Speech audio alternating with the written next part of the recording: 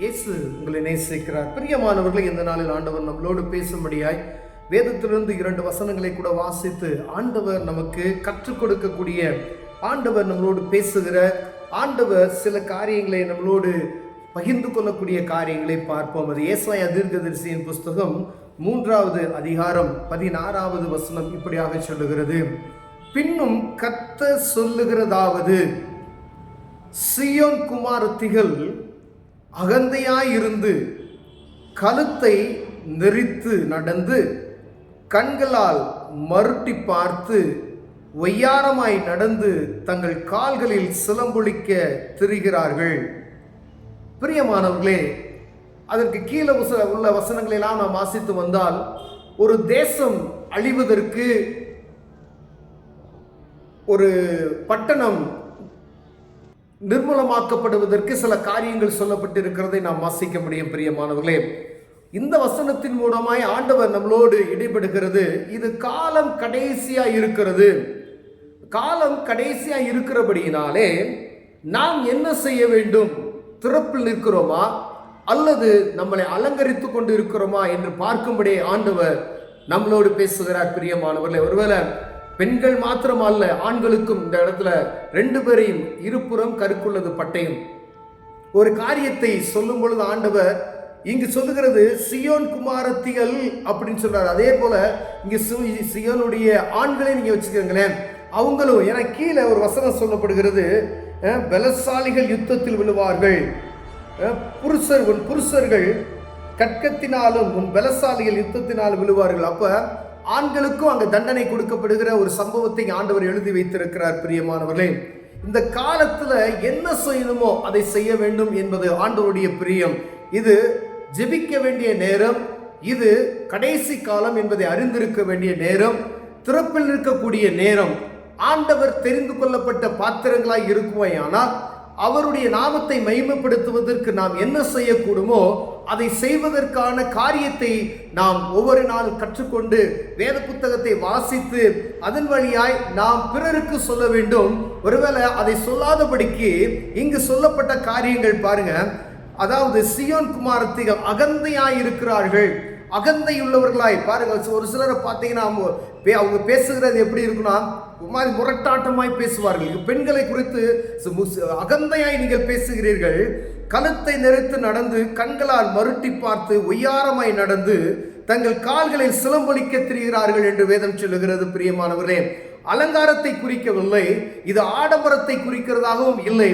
ஆனால் இங்கு சொல்லப்படுகிற காரியம் தெய்வ பயமற்ற ஒரு சூழ்நிலையை சொல்லப்பட்டு இருக்கிறது நாம் புரிந்து கொள்ள வேண்டும். பிரியமானவர்களே, அலங்காரத்தையும் குறிக்கப்படவில்லை, ஆடம்பரத்தையும் குறிக்கப்படவில்லை, ஆனால் தெய்வ பயமற்ற ஒரு சூழ்நிலையை அங்கு முன்வைக்கிறதை நாம் பார்க்க முடிகிறது. ஒரு குறிப்பிட்ட ஆட்களை சீயோன் குமாரத்திகளே அப்படின்னு சொல்றார் ஆண்டவர்.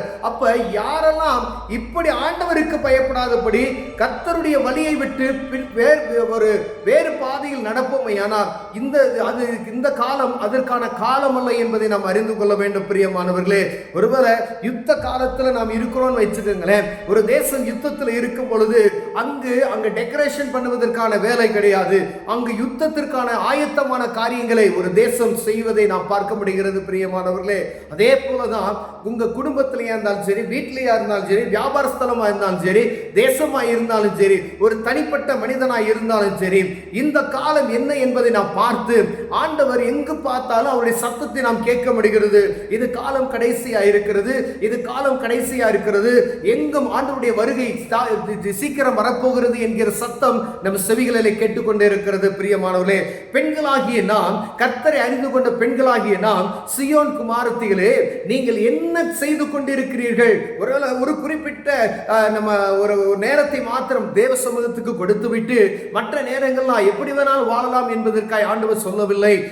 நீங்க சபைக்கு போறீங்க, ஆலயத்துக்கு போறீங்க, ஆண்டவர் அங்கு கற்றுக் கொடுக்கக்கூடிய காரியத்தை அந்த தேவ சமூகத்தில் அதற்காய் உபவாசம் பண்ணி திறப்பில் நின்று ஜெபிப்பதற்கு ஜெபிப்பதற்காக ஆண்டவர் அழைக்கிறார். ஏதோ ஆலயத்துக்கு போய்விட்டு வொர்ஷிப் நல்லா இருந்துச்சு, பிரசங்கம் நல்லா இருந்துருச்சு அப்படின்னு மாட்டோம் நம்ம மார்க் போடுவதற்காக நம்ம ஆண்டவர் அழைக்கவில்லை. பிரியமானவர்களே, சகோதரிமார்கள் ஒவ்வொருவரும் வேதத்தில் அதிகமாய் பயன்படுத்தப்பட்டிருக்கிறதை பார்க்க முடிகிறது.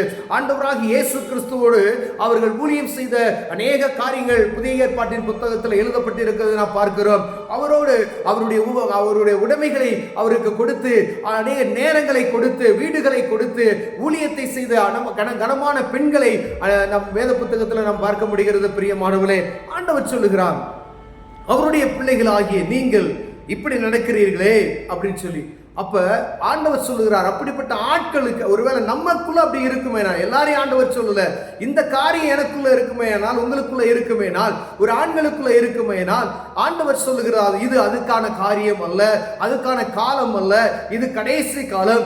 இப்ப நீ தேவ சமூகத்தில் அமர வேண்டிய நேரம். நீ எதுக்காவது ஒரு நேரத்தை, ஒரு 5 நிமிஷம், ஒரு 10 நிமிஷமோ இல்லை ஏதோ ஒரு காரியத்தை தேவனுக்காய் நீ கொடுக்கக்கூடிய ஒரு சூழ்நிலையில் இருக்கிறபடியினாலே ஆண்டவர் இது டெக்கரேஷன் பண்ணக்கூடிய நேரம் அல்ல, உன்னை அலங்கரிக்கிற நேரம் அல்ல என்று ஆண்டவர் சொல்லுகிறார். பிரியமானவர்களே, கடுமையான வார்த்தைகள் வேத புத்தகத்தில் பயன்படுத்தப்பட்டு இருக்கிறது.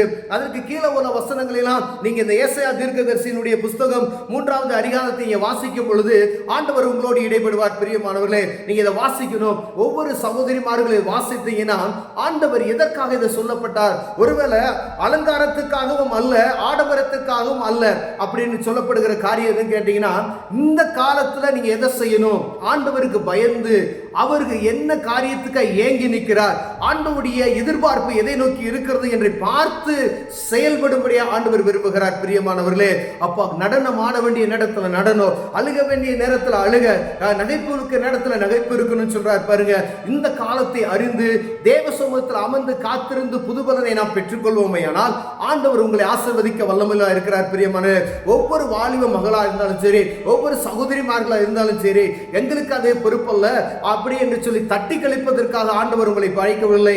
ஒவ்வொரு பெண்களுக்கும் கொடுக்கப்பட்ட விசேஷித்த கடமைகள் உண்டு. இப்ப நீங்க ஒரு தாயா இருந்தீங்கன்னா உங்க பிள்ளையை வளர்க்கக்கூடிய காரியத்துல மிகவும் கவனமா இருக்கும்படி ஆண்டவர் விரும்புகிறார். ஒரு கணவனா இருந்தீங்க அப்படின்னா மனைவிக்கு செய்யக்கூடிய காரியங்கள்ல நீங்க கவனமா இருக்கணும். ஒரு மனைவியா இருந்தீங்கன்னா உங்க கணவனை நடத்தக்கூடிய காரியங்களை ரொம்ப கவனமா இருக்கணும். ஒரு குடும்பத்தினுடைய மொத்த கூட்டு குடும்பமா இருக்கிறீர்கள் என்றால் அந்த குடும்பத்தினுடைய எல்லா காரியத்தையும் பார்த்து சரியாய் நடத்துவதற்கு கவனமுள்ளவர்களாய் இருக்கும்படி ஆண்டவர் விரும்புகிறார். பிரியமானவர்களே, இதை செய்யலாம், இதை செய்யக்கூடாது, இந்த காலத்தை அறிந்து இந்த குடும்பத்துக்கு இது தேவை, தேவ பிரசனம் வேணும், தேவ பிரசனம் இல்லாமல் இருக்கிறதா உடனே உபவாசத்தை கூட்டுங்க. உடனே ஆண்டவருடைய சமூகத்தில் கூடி நீங்கள் ஜெபிக்கும் பொழுது அந்த குடும்பத்தில் ஒரு ஆசீர்வாதத்தை பார்க்க முடியும். தனிப்பட்ட ஒவ்வொரு சகோதரிமார்களுடைய வாழ்க்கையில் ஆசீர்வாதத்தை பார்க்க முடியும். உங்கள் நிமித்தம் அநேகர் ஆசீர்வதிக்க ஆண்டவர் பாக்கியம் உள்ளவராய் காரியத்தை செய்வார். பிரியமானவர்களே, ஒருவேளை இதில் குறைச்சல் உள்ளவர்களாய் காணப்பட்டமானால் யாரையும் குத்தி காண்பிப்பதற்காக அல்ல, ஆண்டவர் வேதத்தில் எழுதி வைத்திருக்கிறது நோக்கம் உண்டு. எந்த காலத்தில் எதை செய்து கொண்டிருக்கிறோம், இது கடைசி காலம்.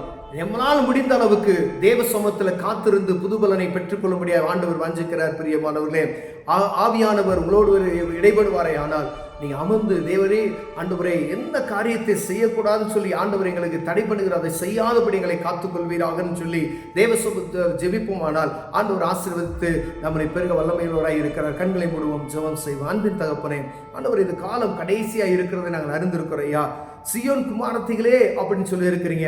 எல்லா ஜனத்துக்கும் ஆண்டவரே, சியோன் குமாரத்திகள் மாத்திரமல்ல, குமாரர்களுக்கும் ஆண்டவர் சொல்லுகிறது, குமாரர்களுக்கு மாத்திரமல்ல முதியவர்களுக்கும் சொல்லுகிறது, குழந்தைகளுக்கும் சொல்லுகிறது. ஆண்டவரே, எந்தெந்த காலத்தில் எதை செய்யணும்னு சொல்லி ஞானத்தை எங்களுக்கு தாங்க. இது கடைசி காலமாக இருக்கிறது.